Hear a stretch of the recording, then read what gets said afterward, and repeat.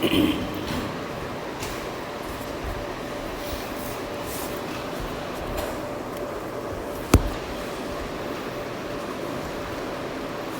topic, indemnity and guarantee. ஓகேவா? So இதில் இண்டெம்னிட்டினா என்ன, கேரண்டினா என்ன, ஷூரிட்டினா என்ன, கண்டினியூயிங் கேரண்டினா என்ன, ஷூரிட்டி எப்போ டிஸ்சார்ஜ் ஆகிறான், ஷூரிட்டிக்கான ரைட்ஸ் என்ன, அதுதான் பார்க்க போகிறோம். ஓகேவா? Contract of indemnity and contract of கேரண்டிங்கிறது ஒரு specific type of contract. Normal contract மாதிரி இருக்காது. ஸ்பெஷலாக இந்த டிரான்சாக்ஷனுக்கு மட்டும் என்ட்ரு ஆகுனா அதுக்கு பேர் என்னது, கான்ட்ராக்ட் ஆஃப் இண்டெம்னிட்டி. ஓகேவா? இண்டெம்னிட்டி அப்படின்னா என்ன மீனிங்னா, செக்யூரிட்டி அகெயின்ஸ்ட் லாஸ். இண்டெம்னிட்டினா என்ன மீனிங்கு, செக்யூரிட்டி அகெயின்ஸ்ட் லாஸ். ஓகேவா? கிளியரா? பட் கேரண்டினா, கேரண்டினா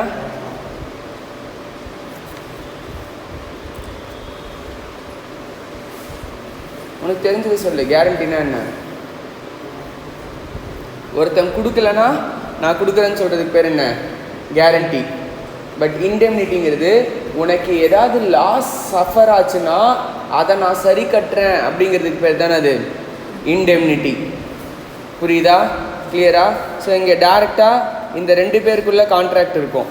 பட் கேரண்டியில் 3 பேருக்குள்ளே கான்ட்ராக்ட் இருக்கும். புரியுதா? இவன் கொடுக்கலனா இவனுக்கு பதில் இவன் கொடுக்குறேன்னு சொல்கிறதுக்கு பேர் என்ன, கேரண்டி. இண்டெம்னிட்டினா உனக்கு ஏதாவது லாஸ் சஃபர் ஆச்சுன்னா அந்த லாஸை நான் சரி கட்டுறேன் அப்படின்னு சொல்கிறதுக்கு பேர் என்ன, இண்டெம்னிட்டி. புரியுதாமா? கிளியரா? இதுதான் contract of indemnity. To make good the loss, to make good the loss or to compensate the party who has suffered some loss. ஓகேவா? ஸோ இண்டெம்னிட்டி கான்ட்ராக்டில் எப்படி இருக்குன்னா, a contract by which one party என்ன பண்ணுவான், promises to save the other from the loss. ஓகேவா? by conduct of the promisor himself or by conduct of the any other person. அவனேவோ இல்லை அவனுக்கு related பர்சனோ என்ன பண்ணுவாங்க, இதில் சரி பண்ணுவாங்க. யார் ப்ராமிஸ் பண்ணுறானோ, உன் லாஸை நான் சரி கட்டுறேன்னு யார் ப்ராமிஸ் பண்ணுறானோ அவன் பேர் என்ன, இண்டெம்னிஃபையர். யாருக்கு பண்ணியிருக்கானோ அவன் பேர் என்ன, இண்டெம்னிஃபைடு ஆர் இண்டெம்னிட்டி ஹோல்டர். யார் ப்ராமிஸ் பண்ணியிருக்கானோ அவன் யார், இண்டெம்னிஃபையர். யாருக்கு பண்ணியிருக்கானோ அவன் யார், இண்டெம்னிட்டி ஹோல்டர். ஓகேவா? கிளியரா? இங்கே அந்த லாஸை யார் சரி கட்டலாம், ப்ராமிஸாரே சரி கட்டலாம் ஆர் எனி அதர் பர்சனோ அந்த லாஸ் என்ன பண்ணலாம், சரி கட்டலாம். புரியுதா? லாஸ் எதனால் நடக்கலாம், by an accident not caused by any other person. வேணுத்துக்குனே பண்ண ஆக்சிடெண்ட்டாக அது இருக்கக்கூடாது. ஓகேவா? Or act of God or natural ஈவெண்ட்டாக அது இருக்கக்கூடாது. அதெல்லாம் இங்கே என்னவாது, கவர் ஆகாது. புரியுதா? கிளியரா? இதுதானே அது இண்டெம்னிட்டி. ஓகேவா?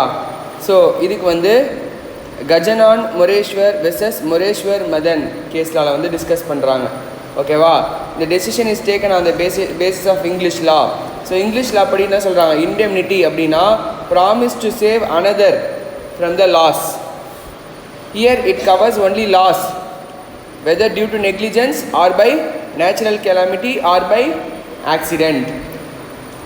புரியுதா? எதை கவர் பண்ணுது, லாஸை மட்டும்தான் கவர் பண்ணுது. புரியுதா? நீ போயிட்டே இருக்க, உங்கள் கார் ஆக்சிடென்ட் ஆகிடுச்சு. அப்போ அந்த கார் ஆக்சிடென்ட் ஆன பார்ட்டி எவ்வளோ லாஸ் ஆகிருக்கோ அந்த லாஸை மட்டும் தான் கவர் பண்ணுவாங்க. ஃபுல் காரையும் என்ன பண்ண மாட்டாங்க, அவனுக்கு திருப்பி கொடுக்க மாட்டாங்க. புரியுதா? அதுதான் அது கான்ட்ராக்ட் ஆஃப் இண்டெம்னிட்டி. புரியுதா? நெக்ஸ்ட்டு கான்ட்ராக்ட் ஆஃப் இண்டெம்னிட்டி எப்படி இருக்கலாம், எக்ஸ்பிரஸாக இருக்கலாம் ஆர் இம்ப்ளைடாக இருக்கலாம். எப்படி இருக்கலாம், எக்ஸ்பிரஸாக இருக்கலாம் ஆர் இம்ப்ளைடாக இருக்கலாம். ஓகேவா?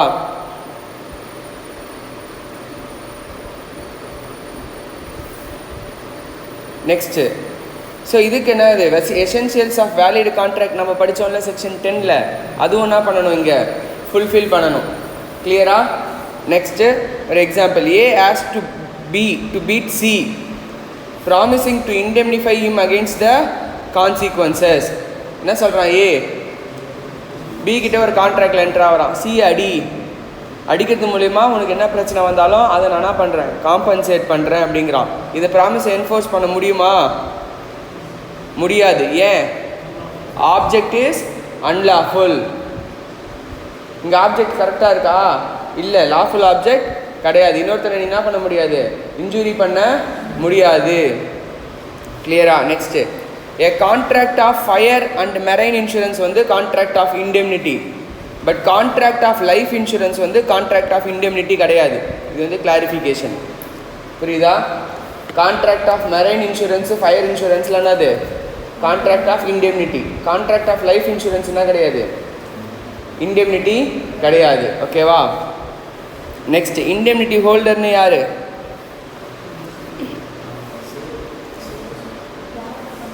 யாரை சேவ் பண்ணுறோமோ அவன் தான் யார்? இண்டெம்னிட்டி ஹோல்டர்.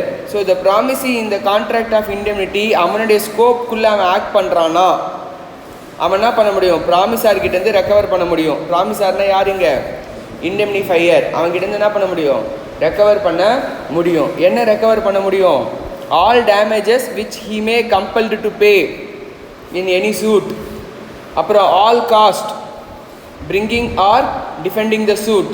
அப்புறம் all sums paid under the terms of any compromise of the suit.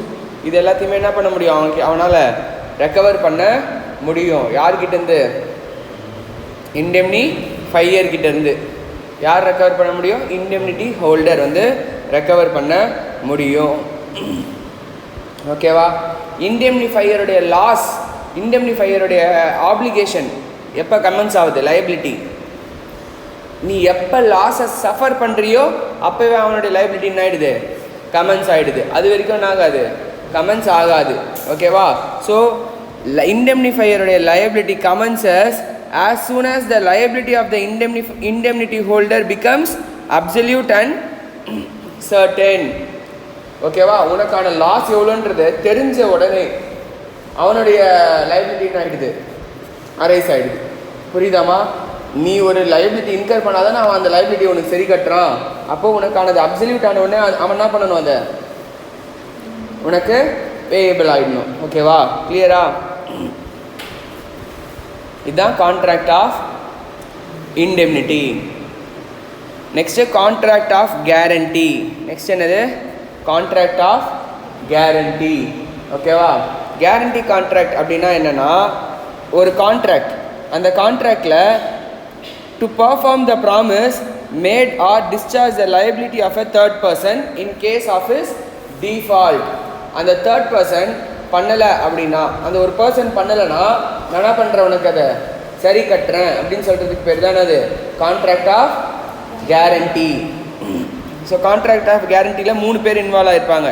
ஒருத்தன் ஷூரிட்டி, இன்னொருத்தன் டெட்டார், இன்னொருத்தன் கிரெடிட்டார்.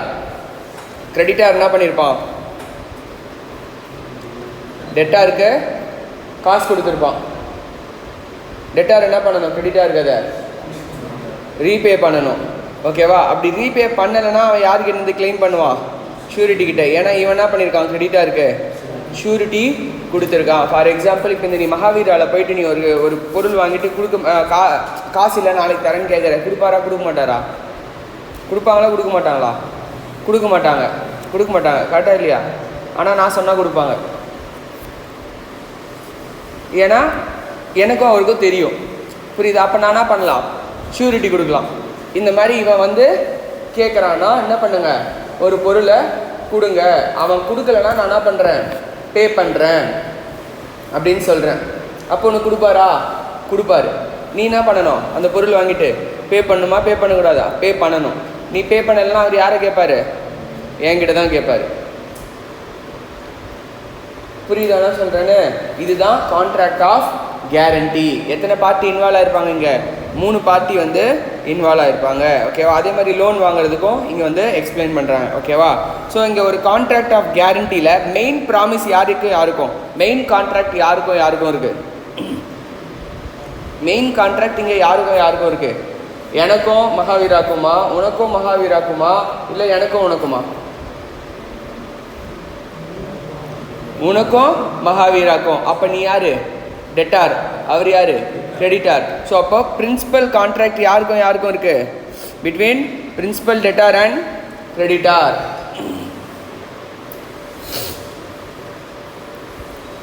செகண்டரி கான்ட்ராக்ட் யாருக்கும் இருக்கு? ஷூரிட்டிக்கும் கிரெடிட்டாருக்கும். இம்ப்ளைடு கான்ட்ராக்ட் யாருக்கும் இருக்கு? டெட்டாருக்கும் ஷூரிட்டிக்கும். நீங்கள் நானும் கான்ட்ராக்ட் என்ட்ரு ஆகணுமா? கிடையாது. நானும் அவரும் தான் கான்ட்ராக்ட் என்ட்ரு ஆகிருக்கேன்னு தான் சொல்லியிருக்கேன். அவன் கொடுக்கலாம், நான் கொடுக்குறேன்னு அவர்கிட்ட நான் தான் சொல்லியிருக்கேன். ஆனால் உங்ககிட்ட நீ கொடுக்கணும் அப்படின்னு நீ எனக்கு கொடுக்கணும்னு சொல்லியிருக்கேனா? இல்லைனாலும் நான் உங்ககிட்ட இருந்து கிளைம் பண்ண முடியுமா முடியாதா? முடியும். சப்போஸ் நீ பே பண்ணாமல் விட்டுடுற, நான் பே பண்ணிட்டேன் அவருக்கு, உங்ககிட்ட இருந்து கிளைம் பண்ண முடியுமா முடியாதா? முடியும். அப்போ அது இம்ப்ளைடு கான்ட்ராக்டா இல்லையா? இங்கே நம்ம ஏதாவது பேசியிருக்குமா எக்ஸ்பிரஸா? கிடையாது. புரியுதா? வேறு எக்ஸ்பிரஸாக பேசுறதுனால பேசிக்கலாம், பட் நார்மலாக என்னது அது இம்ப்ளைடு கான்ட்ராக்ட். புரியுதா? ஓகேவா?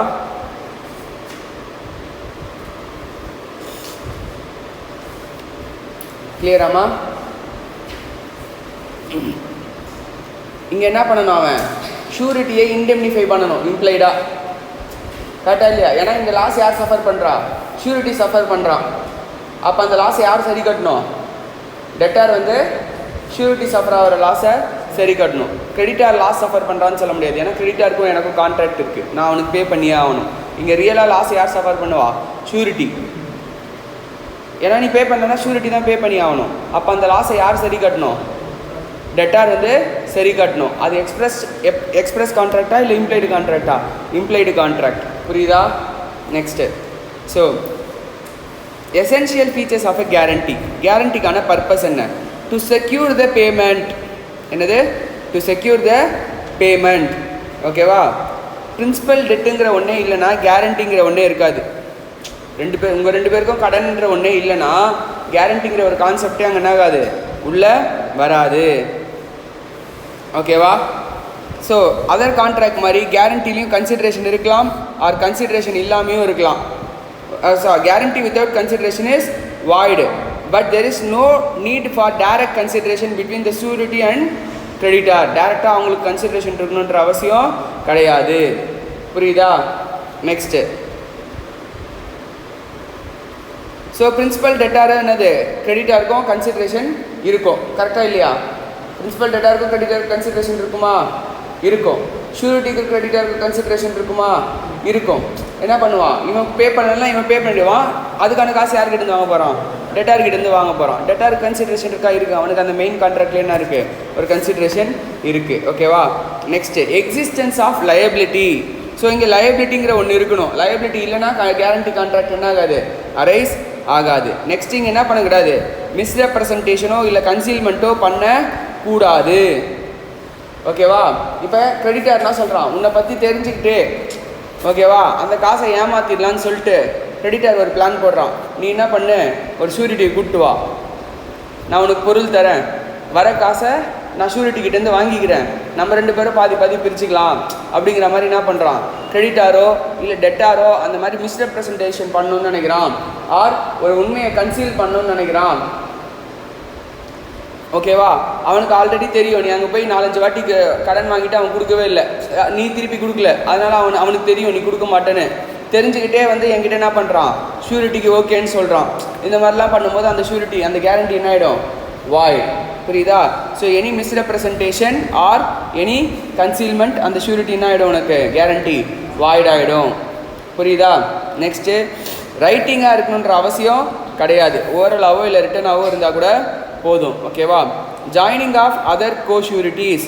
இப்போ ஒரு சில சுச்சுவேஷனில் நான் என்ன சொல்லியிருப்பேன்னா, ஏ அண்ட் பி ரெண்டு பேரும் ஷூரிட்டி கொடுக்குறோன்னு வச்சுக்கோயேன். அப்போ நான் கான்ட்ராக்டில் எக்ஸ்ப்ரெஸ்ஸாக வந்து மென்ஷன் பண்ணியிருக்கேன், ஏவும் சேர்ந்து வந்தால் தான் நான் என்ன பண்ணுவேன்? உனக்கு பேமெண்ட் பண்ணுவேன், அதர் ஷூரிட்டியும் வந்தால் தான் நான் என்ன பண்ணுவேன்? பேமெண்ட் பண்ணுவேன் அப்படின்னு சொல்லும்போது, அப்போ அந்த அதர் ஷூரிட்டி வராமல் நான் வந்து என்ன பண்ணணும்னு அவசியம் கிடையாது. கிரெடிட்டாருக்கு பேமெண்ட் பண்ணுன்ற அவசியம் கிடையாது. புரியுதா? கிளியரா? நெக்ஸ்ட்டு என்னென்ன டைப்ஸ் ஆஃப் கேரண்டி இருக்குது? ஒன்று ஸ்பெசிஃபிக் கேரண்டி. ஸ்பெசிஃபிக் கேரண்டின்னா என்னது? For a single debt. இப்போ நீ போய் கேட்குற, நான் என்ன சொல்கிறேன்? ஓகே இந்த ஒரு தடவை கொடுத்து அனுப்புங்க, இந்த இந்த ஐட்டம் மட்டும் கொடுங்க, ஆர் இந்த விஷயம் மட்டும் கொடுங்க அப்படின்னு நான் சொல்கிறேன், ஆர் ஒரே ஒரு தடவை கொடுங்க அப்படின்னு சொல்கிறேன். அப்போ அதுக்கு பேர் என்ன? Specific guarantee. ரெண்டாவது தடவை கொடுத்தா நான் பொறுப்பா? பொறுப்பு இல்லை. புரியுதா? இன்றைக்கி தான் நீ கேட்டிருக்கேன், இன்றைக்கி நான் சொல்லியிருக்கேன். அப்போ இன்றைக்கி மட்டும் தான் அது பொறுப்பு. ஓகேவா? ஸோ இந்த லைபிலிட்டி ஷூரிட்டி லைபிலிட்டி எப்போ முடியும்? அந்த டெட்டோடைய பேமெண்ட் டிஸ்சார்ஜ் ஆகிடுச்சுன்னா ஷூரிட்டியோடைய லைபிலிட்டி என்ன ஆகிடுது? முடிஞ்சிடுது. இப்போ நீ என்ன பண்ணுற? வாங்கிட்டு வந்துட்ட, பொருள் வாங்கிட்டு வந்துட்டு காசு எடுத்துகிட்டு போய் கொடுத்துட்ட. காசு கொடுத்ததுக்கப்புறம் அவன் ஷூரிட்டிக்கிட்ட கேட்க முடியுமா? புரியுதா? கேட்க முடியாது. லைபிலிட்டி என்ன ஆகிடும்? ஷூரிட்டிக்கு டிஸ்சார்ஜ் ஆகிடும். இது என்ன guarantee? Specific guarantee. Next continuing guarantee. Next என்னது? Continuing guarantee. கண்டினியூவிங் கேரண்டினா ஒரு certain transaction or series of transaction வரைக்கும் அது என்ன ஆகும்? எக்ஸ்டெண்ட் ஆகும். நான் சொல்கிறேன், இந்த ஒரு மாதம் என்ன கேட்டாலும் கொடுங்க அப்படின்னு சொல்கிறேன். அப்போ இந்த ஒரு மாதத்துக்கு அவன் என்ன பண்ணுவான்? என்கிட்ட மறுபடியும் ஷூரிட்டி வாங்கவே மாட்டான். என்ன பண்ணுவான்? என்ன கேட்டாலும் கொடுத்துட்டு வருவான். ஓகேவா? ஸோ அப்போ அது என்னது? Continuing guarantee. அப்போ அந்த பீரியட் முடிஞ்ச உடனே என்ன ஆகிடும்? அந்த கேரண்டி ரிவோக் ஆகிடும். ஆர் இப்போ அவன் ஒரு மாதத்துக்கு கொடுத்துட்டே வரான், ஒரு 10வது நாளே தெரியுது நீ எனக்கு கொடுக்க மாட்டேன்னு. அப்போ 10th டே நான் அவங்ககிட்ட போய் சொல்லிடுறேன், மகாவீரால இந்த மாதிரி வந்து கொடுக்காதீங்க இதுக்கப்புறம் அப்படின்னு சொல்லிடுறேன். அப்போ அந்த 10th டே வரைக்கும் உனக்கு என்ன பே பண்ணாலும் அதுக்கு மட்டும் தான் ஷூரிட்டி லைபிள். 11th டேலேருந்து அவன் என்ன பண்ணக்கூடாது? உனக்கு பே பண்ணவே கூடாது. கரெக்டாக இல்லையா? எதுவுமே பொருள் கொடுக்கக்கூடாது. அப்படி கொடுத்தானா அதுக்கு யார் லைபிள்? டெட்டார் தான் லைபிள். கிரெடிட்டாருடைய பொறுப்பு தான். ஷூரிட்டி அதில் என்ன ஆக மாட்டான்? இன்வால்வ் ஆக மாட்டான். ஏன்னா நான் என்ன பண்ணிட்டேன்? என் ஷூரிட்டி அங்கே ரிவோக் பண்ணிட்டேன். கிளியரா? ஓகேவா? இதுதானது கண்டினியூவிங் கேரண்டி. ஓகேவா? ஸோ இப்போ இண்டெம்னிட்டிக்கும் கேரண்டிக்கும் என்ன டிஃபரன்ஸ்? இண்டெம்னிட்டியில் 2 பார்ட்டிஸ் இருப்பாங்க, கேரண்டியில் 3 பார்ட்டிஸ் இருப்பாங்க. லயபிலிட்டி வந்து இங்கே ப்ரைமரி அண்ட் அன்கண்டிஷனல். பட் இங்கே லயபிலிட்டி ஆஃப் த ஷூரிட்டி பார்த்தீங்கன்னா செகண்டரி அண்ட் கண்டிஷனல். இங்கே டைம் ஆஃப் லயபிலிட்டி எப்போ அரைஸ் ஆகுதுன்னா அந்த கண்டிஜென்சி ஈவெண்ட் நடந்தால் தான் அரைஸ் ஆகுது. பட் இங்கே எப்போனா நான் பர்ஃபார்மன்ஸ் ஆர் நான் பேமெண்ட் அப்போ என்ன ஆகிடுது? அரைஸ் ஆகிடுது. ஓகேவா? நெக்ஸ்ட்டு இண்டெம்னிட்டி வந்து என்ன பண்ண? இண்டெம்னிஃபையர் என்ன பண்ண தேவையில்லை. இண்டெம்னிட்டி ஹோல்டர் சொல்கிற மாதிரி ஆக்ட் பண்ண தேவையில்லை. பட் ஷூரிட்டி என்ன பண்ணணும்? பிரின்சிபல் டெட்டாருக்காக ஆக்ட் பண்ணி தான் ஆகணும். ஓகேவா? நெக்ஸ்ட்டு இண்டெம்னிஃபையர் என்ன பண்ண முடியாது? தேர்ட் பார்ட்டி எந்த ஒரு லாஸ்க்கும் சூ பண்ண முடியாது. பட் ஷூரிட்டி என்ன பண்ணலாம்? பிரின்சிபல் டெட்டாருக்காக இன்ஸ்டா அவனுடைய ஓன் ரைட்ஸுக்கு என்ன பண்ணிக்கலாம்? சூ பண்ணிக்கலாம். நெக்ஸ்ட்டு இங்கே ரீஇம்பர்ஸ்மெண்ட் ஆஃப் லாஸ். இங்கே என்னது? Security for the creditor. Next இங்கே எல்லா பார்ட்டிஸும் கம்பீட்டன்ட் டு த கான்ட்ராக்டாக இருக்கணும். பட் இங்கே வந்து கேரண்டி வந்து ஒரு டெட்டார் வந்து மைனராக இருந்தால் கூட அந்த கான்ட்ராக்ட் என்னது? வேலிட். பட் ஷூரிட்டி மைனராக இருக்க முடியாது. டெட்டார் வேணா என்னவா இருக்கலாம்? மைனராக இருக்கலாம். ஓகேவா? நெக்ஸ்ட்டு ஷூரிட்டியுடைய லயபிலிட்டி எவ்வளோ? ஓகேவா? பிரின்சிபல் டெட்டாருக்கு எவ்வளோ லயபிலிட்டியோ அவ்வளோதான் ஷூரிட்டிக்கு லயபிலிட்டி. அதை தாண்டி என்ன கிடையாது? லயபிலிட்டி கிடையாது. Okay, unless otherwise provided in the contract. Interest அந்த மாதிரி எக்ஸ்ட்ரா சார்ஜ் பண்ணுவோன்னா அது தனி. ஓகேவா? பட் நார்மலாக பிரின்சிபல் டெட்டாருக்கு எவ்வளோ லயபிலிட்டியோ அதுதான் அது ஷூரிட்டியோடைய liability. Next liability of the surety எப்படி? செகண்டரி நேச்சரா பிரைமரி நேச்சரா? Secondary nature. ஓகேவா? எப்போ அவனுடைய லயபிலிட்டி அரைஸ் ஆகுது? பிரின்சிபல் டெட்டார் டிஃபால்ட் பண்ணும்போது தான் அரைஸ் ஆகுது. Next debtor cannot be held liable for any document defect. ஓகேவா? அப்போ ஷூரிட்டியும் என்னது? லயபிலிட்டி மிஸ் ஆகிடுது.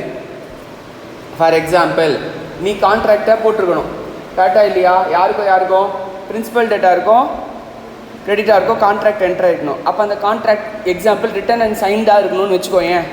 அப்போ நீ என்ன பண்ணிடணும்? அது ரிட்டன் அண்ட் சைன்டாக இருக்கணும். பட் நீ ரிட்டனே பண்ணல, ஓரலாக வச்சுருக்க. அப்போ பிரின்சிபல் டெட்டாரோடைய கான்ட்ராக்டில் எப்படி இருக்குது? டிஃபெக்ட் இருக்குது. டிஃபெக்ட் இருக்கும்போது ஷூரிட்டியோடைய லைபிலிட்டி அங்கே என்ன ஆகிடுது? டிஸ்சார்ஜ் ஆகிடுது. உன்னுடைய மெயின் கான்ட்ராக்டே சரியில்லாத போது என் கான்ட்ராக்ட் எப்படி கரெக்டாக இருக்குன்னு நீ சொல்ல முடியும்? அதுதானே பிரின்சிபல் கான்ட்ராக்ட், அதுதானே மெயின் கான்ட்ராக்ட். அப்போ அந்த மெயின் கான்ட்ராக்டே சரியில்லைன்னா செகண்டரி கான்ட்ராக்ட் எப்படி அதில் ஒத்து போகும்? புரியுதா? மெயின் கான்ட்ராக்டே உன்னால் என்ஃபோர்ஸ் பண்ண முடியாது. அப்போ எப்படி செகண்டரி கான்ட்ராக்ட் நீ என்ஃபோர்ஸ் பண்ணுவேன்? புரியுதா? அதுதான் document defect. Next, creditor may choose to proceed against the surety first unless there is an agreement to the contrary. மேனது பண்ணலாம், பண்ணாமையும் போகலாம். அப்போ எந்த சுச்சுவேஷன்னு நம்ம பின்னாடி பார்ப்போம். ஓகே, கிரெடிட்டார் என்ன பண்ணலாம்? பிரின்சிபல் டெட்டாரை சூ பண்ணாமல் டேரெக்டாக என்ன பண்ணலாம்? டேரெக்டாக எடுத்தோடனே ஷூரிட்டியை கூட டேரெக்டாக சூ பண்ணலாம். பட் அதுக்கு அக்ரிமெண்ட் கான்ட்ரரியாக இருந்தால் அதுக்கேற்ற மாதிரி என்ன பண்ண முடியாது? பண்ண முடியாது. ஃபஸ்ட்டு டெட்டார் கிட்ட போயிட்டு அப்புறம் என்கிட்ட வா அப்படின்னு சொல்லிட்டா அப்போ டெட்டார் கிட்ட போயிட்டு தான் வரணும். புரியுதா? கிளியரா? மே தான். ஓகேவா? Next, liability of 2 persons primarily liable not affected by the arrangement between them that one shall be surety on others default. ஓகேவா? இங்கே எக்ஸாம்பிள் ஃபஸ்ட்டு பார்ப்போம். ஏ அண்ட் பி என்ன பண்ணுறாங்க, ஜாயிண்ட் அண்ட் செவரலாக ஒரு ப்ராமிசரி நோட்டை சி கிட்ட கொடுக்குறாங்க. ப்ராமிசரி நோட்னா என்னன்னு தெரியுமா? தெரியாது. நீ வந்து ப்ராமிஸ் பண்ணி ஒரு பேப்பரை என்ன பண்ணுற, கொடுக்குற, இந்த டேட்டில் இவ்வளோ பேமெண்ட் பண்ணுறேன்னு சொல்லி ப்ராமிஸ் பண்ணி என்ன பண்ணுற, ஒரு பேப்பரை அவங்கக்கிட்ட கொடுக்குற. ஓகேவா? A makes it in fact surety for B. ஓகேவா? இன்ஃபேக்ட் ஷூரிட்டி ஏ என்ன பண்ணுறான், பிக்கு ஷூரிட்டியாக அந்த ப்ராமிசரி நோட்டை கொடுக்குறான். இங்கே யார் ட்ரா பண்ணுறது, மேக்ஸ் ஜாயின்ட் ப்ராமிஸ் பண்ணுறது, ஏவும் பியும் தான் ஜாயின்ட் ப்ராமிஸ் பண்ணுறாங்க. அதுலேயே ஏ என்ன சொல்கிறான், பி கொடுக்கலன்னா நான் கொடுக்குறேன்னு சொல்கிறான். And C knows this at the time of notice made. சிக்கு ஒன்றாகும், அது தெரியும் இதுதான் இப்படி தான் நடந்திருக்குன்னு. ஏவும் பியும் காசு கொடுக்கணும். அதுக்கு ஜாயின்ட் ப்ராமிஸ் கொடுக்கும்போது ஏ என்ன பண்ணுறான், அந்த ப்ராமிஸ் கொடுக்கும்போதே நான் சரி ஓகே பி கொடுக்கலாம் நான் கொடுக்குறேன்னு சொல்கிறான். The fact that A to the knowledge of C made a note as a surety for B is no answer to suit by the C against A upon the note. இங்கே என்ன பண்ண முடியாது, C டேரெக்டாக ஏவை மட்டும் சூ பண்ணுன்ற அவசியம் கிடையாது. ஏன்னா இங்கே ஆல்ரெடி ஜாயின்ட் ப்ராமிஸ் யாருக்கும் இருக்குது, ஏ அண்ட் பிக்கு ஜாயின்ட் ப்ராமிஸ் இருக்குது. அப்போ யார் பர்ஃபார்ம் பண்ணணும், ஏ அண்ட் பி பர்ஃபார்ம் பண்ணணும். ஓகேவா? கிளியர்? அதனால் ஏவை மட்டும் சூ பண்ணணும்னு சொல்லி உன்னால் என்ன பண்ண முடியாது, சொல்ல முடியாது. கிளியரா? Next discharge of surety. Surety எப்போ டிஸ்சார்ஜ் ஆகிறான், பை ரிவோகேஷன். நீ என்ன சொல்லிடுற, இதுக்கப்புறம் என் கேரண்டி கொடுக்க முடியாதுப்பா, நான் விட்ரா பண்ணிக்கிறேன், பாஸ்ட்டாக எது கொடுத்தனோ அதுக்கு மட்டும் நான் பே பண்ணிடுறேன், இதுக்கப்புறம் நீ என்ன பண்ணிக்கோ அவங்ககிட்ட வாங்கிக்கோ அப்படின்னு சொல்லிடுற. ஓகேவா? Next by conduct of the creditor. Creditor ஏதோ பண்ணிடுறான். ஓகேவா? ஃபார் எக்ஸாம்பிள் கிரெடிட்டார் என்ன சொல்லிடலாம், பிரின்சிபல் டெட்டாரை பே பண்ண வேணான்னு சொல்லிடுறான். அப்போ ஷூரிட்டியை பே பண்ண சொல்ல முடியுமா, சொல்ல முடியாது. கிளியரா? Next invalidation of the contract. கான்ட்ராக்டே இன்வேலிடாக இருக்குது, அந்த சுச்சுவேஷன்லேயும் ஷூரிட்டி கிட்ட என்ன பண்ண முடியாது, நீ கிளைம் பண்ண முடியாது. ஓகேவா? So first by revocation. ரிவகேஷன்னா ஃபஸ்ட்டு என்ன பண்ணிருக்கணும், நீ நோட்டீஸ் கொடுத்துருக்கணும். யார் நோட்டீஸ் கொடுத்துருக்கணும், ஷூரிட்டி நோட்டீஸ் கொடுத்துருக்கணும். நோட்டீஸ் கொடுத்ததுக்கப்புறம் வர டிரான்சாக்ஷன்ஸ்க்கு ஷூரிட்டி டிஸ்சார்ஜ் ஆகிறானா, நோட்டீஸ் கொடுக்கறதுக்கு முன்னாடி இருக்க டிரான்சாக்ஷன்ஸ்க்கு டிஸ்சார்ஜ் ஆகிறானா, கொடுத்ததுக்கு அப்புறம் இருக்கிற டிரான்சாக்ஷன்ஸ்க்கு டிஸ்சார்ஜ் ஆகும். இப்போ டிஸ்சார்ஜ் லயபிலிட்டி வந்து நோட்டீஸ் கொடுக்கறதுக்கு முன்னாடி, டிஸ்சார்ஜ் ஆகிறது நோட்டீஸ் கொடுத்ததுக்கு அப்புறம். இங்கே நம்ம டிஸ்சார்ஜ் பற்றி பேசிகிட்டு இருக்கோம். ஓகேவா? ஸோ அப்போ எப்போ டிஸ்சார்ஜ் ஆகிறான், நோட்டீஸ் கொடுத்ததுக்கப்புறம் வர டிரான்சாக்ஷன்ஸ்க்கு அவன் டிஸ்சார்ஜ் ஆகிடுறான். அப்போனா அது நோட்டீஸ் கொடுத்ததுக்கப்புறம் நாட் லயபிள், நோட்டீஸ் கொடுக்கறதுக்கு முன்னாடி இருக்கிறதுக்கு எல்லாமே அவனது லயபிள். புரியுதா? ஸோ அதுதான் ஃபஸ்ட்டு சுச்சுவேஷனில் அவனுக்கு எக்ஸ்பிளைன் பண்ணுறாங்க. ஸோ ஃபியூச்சர் டிரான்சாக்ஷன்ஸ்க்கு நாட் லயபிள், பாஸ்ட் டிரான்சாக்ஷன்ஸ்க்கு என்னது லயபிள். ஓகேவா? நெக்ஸ்ட்டு சப்போஸ் ஸ்பெசிஃபிக் கேரண்டியாக இருந்துச்சுன்னா அப்போ liability to the principal accrue ஆகாமல் லயபிலிட்டி டு த ஷூரிட்டி என்ன ஆகாது, அரைஸ் ஆகாது. ஃபார் எக்ஸாம்பிள் நான் அவங்ககிட்ட என்ன சொல்லிட்டு வரேன், இவனுக்கு ஒரு 2 கிலோ அரிசி கொடுங்கன்னு சொல்லிட்டு வரேன். அப்போ நீ போய் இன்னும் வாங்கவே இல்லை அந்த அரிசியை. அப்போ நீ அந்த அரிசி வாங்கினா தான் உனக்கான லயபிலிட்டி என்ன ஆகுது, அங்கே அரைஸ் ஆகுது. அது வரைக்கும் ஷூரிட்டி லயபிலிட்டி அரைஸ் ஆகுமா, அரைஸ் ஆகாது. புரியுதா? அதான் சொல்கிறாங்க. Next revocation of continuing guarantee by surety's death. Surety செத்து போயிடுறான், ஒரு கண்டினியூயிங் கேரண்டி கொடுத்துருக்கான். அப்போ ஷூரிட்டி செத்து போயிடுறான். அப்போ அந்த கண்டினியூயிங் கேரண்டி ஆட்டோமேட்டிக்காக என்ன ஆகிடும், ரிவோக் ஆகிடும். ஓகேவா? கிளியரா? ஸோ அப்போ ஷூரிட்டி வந்து அப்போ கூட என்னது, is liable for the past transaction before is death. So அவனுடைய ப்ராப்பர்ட்டிலேருந்து என்ன பண்ண முடியும், பிரின்சிபல் கிரெடிட்டாரால் அவனுடைய ப்ராப்பர்ட்டிலேருந்து கிளைம் பண்ண முடியும். பிஃபோர் டெத் என்னென்ன டிரான்சாக்ஷன் என்ட்ரு ஆகிருக்கானோ டெட்டாரும் கிரெடிட்டாரும் அதுக்கு மட்டும் என்ன பண்ண முடியும், கிளைம் பண்ண முடியும். ஆஃப்டர் டெத் என்ட்ரு ஆன டிரான்சாக்ஷன் என்ன பண்ண முடியாது, கிளைம் பண்ண முடியாது. Next by way of novation. ஓகேவா? The surety under the original contract is discharge if contract is entered between the same parties or between the other parties, the consideration being mutual discharge of the old contract. Old கான்ட்ராக்டை cancel பண்ணிட்டு new contract enter ஆகிறாங்கன்னா அப்போ அந்த old contract discharge ஆகும்போது அப்போ ஷூரிட்டியும் என்ன ஆகிடுறான், old டிரான்சாக்ஷன்ஸ்க்கு discharge ஆகிடும். அது வரைக்கும் தான். ஓகேவா? நியூக்கு என்ன டேர்ம்ஸ் அண்ட் கண்டிஷன்ஸ்ன்றது இவன் அக்ரி பண்ணால் தான் மறுபடியும் லைபிள் ஆவான், இல்லைன்னா என்ன ஆகிடுவாங்க, டிஸ்சார்ஜ் ஆகிடுவான். Next by conduct of the creditor. Next என்னது, by conduct of the creditor. First by variance in the terms of the contract. ஓகேவா? நான் என்ன சொல்லிட்டு வரேன், டெட்டாரு கிரெடிட்டார் டெய்லி அவனுக்கு 2 கிலோ அரிசி மட்டும் கொடுங்கன்னு சொல்லிட்டு வரேன். பட் நீ அங்கே வந்து நிறைய ஐட்டம் பன்னீர் அப்புறம் வந்து வேறு என்னென்ன காஸ்ட்லி ஐட்டம் அந்த மாதிரி ஐட்டம்ஸ்லாம் நீ எடுத்துகிட்டு வரேன்னு வச்சுக்கோயேன், அதை வந்து அவன் என்னுடைய கன்சென்ட்டோடு கொடுத்துருக்கானா இல்லை என்னுடைய கன்சென்ட் இல்லாமல் வேரி பண்ணுறான். நான் கான்ட்ராக்ட் டேர்ம்ஸை கன்சென்ட் இல்லாமல் வேரி பண்ணுறான். நெக்ஸ்ட்டு நான் வந்து அவன் 5 days கொடுக்கலாம் எனக்கு இன்ஃபார்ம் பண்ணுன்னு சொல்கிறேன், அவன் வந்து 10 days ஆகியும் எனக்கு இன்ஃபார்ம் பண்ணல. கான்ட்ராக்ட் டேர்ம்ஸை வேரி பண்ணுறானா இல்லையா? வேரி பண்ணுறான். ஸோ அப்போது அந்த கிரெடிட்டார் கான்ட்ராக்டுடைய டேர்ம்ஸை வேரி பண்ணுறான்னா அப்போ அந்த ஷூரிட்டி என்ன ஆகிடுவான்? டிஸ்சார்ஜ் ஆகிடுவான். பிஃபோர் வேரியேஷன் இருக்கிறதுக்கு லயபிள், ஆஃப்டர் வேரியேஷனுக்கு என்னது? Not liable. புரியுதா? கிளியரா? வேரியேஷன்ஸ்க்கு அப்புறம் இருக்கிற எல்லா டிரான்சாக்ஷன்லையுமே அவன் டிஸ்சார்ஜ் ஆகிடுவான். வித்தவுட் கன்சென்ட் பண்ணியிருந்தா. வித்து கன்சென்ட் பண்ணியிருந்தா லயபிள் தான். புரியுதா? Next, by release or discharge of principal debtor. Creditor என்ன பண்ணுறான்? பிரின்சிபல் டெட்டார் கூட ஃப்ரெஷ் கான்ட்ராக்ட் என்ட்ரு ஆகிறான். ஸோ அந்த ஃப்ரெஷ் கான்ட்ராக்ட் என்ட்ரு ஆகிறதுனால என்ன ஆகுது? பிரின்சிபல் டெட்டார் ரிலீஸ் ஆகிடுறான். Or does any act or omission that the legal consequences of which discharge the principal debtor. அவன் ஏதோ ஒரு ஆக்ட் பண்ணுறான், அந்த ஆக்ட் எப்படி லா படி பிரின்சிபல் டெட்டாரை டிஸ்சார்ஜ் பண்ணிடுது. அப்போ பிரின்சிபல் டெட்டாரை டிஸ்சார்ஜ் பண்ணும்போது ஷூரிட்டியும் என்ன ஆகிடுறாங்க? டிஸ்சார்ஜ் ஆகிடுறான். கிளியரா? Next, discharge of surety when creditor compounds with or gives time to or agrees not to sue the principal debtor. புரியுதா? ஸோ என்ன சொல்கிறாங்கன்னா, இப்போ ஃபஸ்ட்டு கிரெடிட்டார் வந்து என்ன பண்ணுறான்? அவனுக்கு காம்பவுண்ட் பண்ணுறான். That is without consulting the surety அவன் என்ன பண்ணுறான்? கான்ட்ராக்டோடைய டேர்ம்ஸை வேரி பண்ணுறான். ஆர் வேறு ஏதாவது விஷயம் பண்ணுறான். நான் உனக்கு 100 ரூபாய்க்கு கொடுக்க சொன்னால் அவன் 150 ரூபாய்க்கு கொடுக்குறான். இந்த மாதிரி வேறு 2-3 டிரான்சாக்ஷனை காம்பவுண்ட் பண்ணியிருக்கான். நான் ஒரே ஒரு டிரான்சாக்ஷனுக்கு தான் கொடுத்துருக்கேன். இந்த மாதிரி பண்ணும்போது என்ன ஆகிடுது? கிரெடிட்டார் என்ன இவன் ஷூரிட்டி என்ன ஆகிடுறான்? டிஸ்சார்ஜ் ஆகிடுறான் பிகாஸ் ஆஃப் கிரெடிட்டார்ஸ் ஆக்ட். ஓகேவா? Next, promise to give time. இப்போ நானா சொன்னேன் அவனுக்கு கிரெடிட்டார்கிட்ட 5 daysக்குள்ளே அவன் பேமெண்ட் கொடுக்கலனா நீ என்கிட்ட சொல்லணும்னு சொல்லியிருக்கேன். அவன் என்ன பண்ணுறான்? பிரின்சிபல் டெட்டார் வந்து போய் கேட்குறான், இந்த மாதிரி என்னால் கொடுக்க முடியல, எக்ஸ்ட்ரா ஒரு 5 days டைம் கொடுங்கன்னு. யார்கிட்ட கேட்குறான்? ஷூரிட்டி கிட்ட கேட்கல, டேரெக்டாக கிரெடிட்டார்கிட்ட போய் கேட்குறான். கிரெடிட்டார் என்ன பண்ணுறான்? பிரின்சிபல் டெட்டார்கிட்ட அக்ரி பண்ணிக்கிறான். ஓகே, நான் டைம் கொடுக்குறேன் உனக்கு அப்படிங்கிறத யார்கிட்ட? ஷூரிட்டி கிட்ட கேட்காமே இவனுக்கு டைம் கொடுக்குறான். அந்த கொடுத்த டைமில் இவன் எஸ்கேப் ஆகி போயிடுறான். ஓகேவா? அப்போ எஸ்கேப் ஆகி போனதுக்கப்புறம் என்னால் உன்னை ட்ரேஸ் பண்ண முடியுமா ஷூரிட்டியால்? அப்படின்னா நீ 5 days சொல்லலைன்னா என்கிட்ட சொல்லியிருக்கணும்.